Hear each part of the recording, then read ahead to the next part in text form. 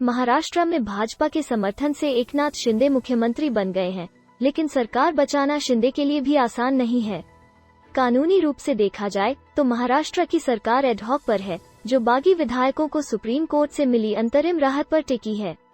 इस बीच शिवसेना के chief whip ने नई अर्जी दायर करके सुप्रीम कोर्ट से मांग की है कि 16 बागी विधायकों को वोट देने से रोका जाए। हालांकि इस पर भी 11 जुलाई को ही सुनवाई होनी है।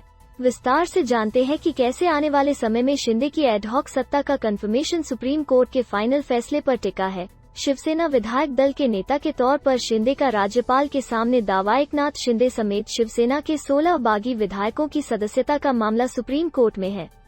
कोर्ट ने बागी विधायकों को 12 जुलाई तक जवाब देने के लिए अंतरिम राहत दी थी। मामले की अगली सुनवाई 11 जुलाई को होनी है, जिसमें महाराष्ट्र पुलिस, डिप्टी स्पीकर, केंद्र सरकार और शिवसेना से जवाब मांगा गया है। दिलचस्प बात यह है कि पहली सुनवाई में राज्यपाल पार्टी नहीं थे, लेकिन बुधवार को हुई देर रात सुनवाई में सुप्रीम कोर्ट ने राज्यपाल के प्रमुख सचिव को भी नोटिस जारी करके जवाब मांगा है। इसके बाद गुरुवार को राज्यपाल ने शिंदे को सरकार बनाने का आमंत्रण देकर शिवसेना में उनके दावे को मजबूत कर दिया। ऐसे में कोर्ट में विचाराधीन केस में राज्यपाल द्वारा शिंदे को सीएम के तौर पर आमंत्रण से सरकार पर संकट बढ़ गया है। नए स्पीकर का चुनाव और बहुमत परीक्षण दोनों संदेह के घेरे में 16 बागी विधायकों की सदस्यता रद्द करने और डिप्टी स्पीकर के खिलाफ अविश्वास प्रस्ताव का मामला सुप्रीम कोर्ट में है। एक अन्य मामले में महाराष्ट्र में स्पीकर पद पर विवाद सुप्रीम कोर्ट के सामने लंबित है। ऐसे में नए स्पीकर का चुनाव और सदन में बहुमत परीक्षण में बागी विधायकों को वोट देने पर न्यायिक विवाद की स्थिति बनी हुई है। अगर कोर्ट का फाइनल फैसला बागी विधायकों के पक्ष में नहीं आया तो सरकार का पासा पलट सकता है।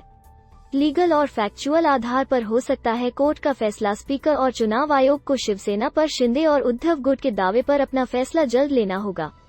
सभी पक्ष अपना जवाब और काउंटर जवाब फाइल करेंगे, उसके बाद ही सुप्रीम कोर्ट में फाइनल फैसला हो सकेगा। इस मामले में 2 बड़े संवैधानिक पॉइंट पर सुप्रीम कोर्ट का फाइनल फैसला आएगा।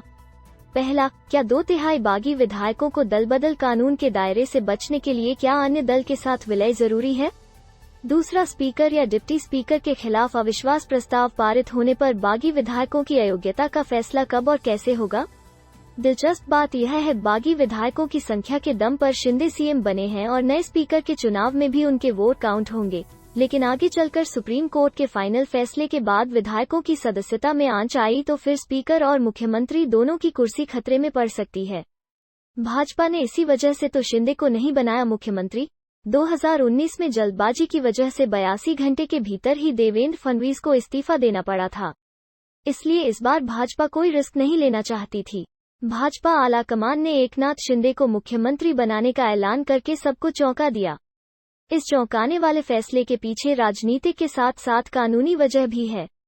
दरअसल नई सरकार का सारा दारोमदार सुप्रीम कोर्ट के आखिरी फैसले पर टिका है। शिंदे को शिवसेना के विधायकों ने सर्वसम्मति से नेता चुना था। सरकार बनाने के बाद उनके पास कुछ और विधायक आ सकते हैं। शिवसेना के विधायक के तौर पर मुख्यमंत्री के बहुमत परीक्षण में शिंदे अपने चीफ विप को मान्यता दिलवाएंगे। विप के उल्लंघन पर उद्धव ठाकरे गुट के शिवसेना के विधायकों के ऊपर दलबदल कानून की तलवार लटक सकती है। उद्धव के एमएलसी पद से इस्तीफे के बाद सदन में शिंदे की राह आसान हो गई है, लेकिन सुप्रीम कोर्ट का आखिरी फैसला आने तक शिंदे सरकार के ऊपर खतरे की तलवार लटकती रहेगी। लेखक सुप्रीम कोर्ट में वरिष्ठ वकील हैं।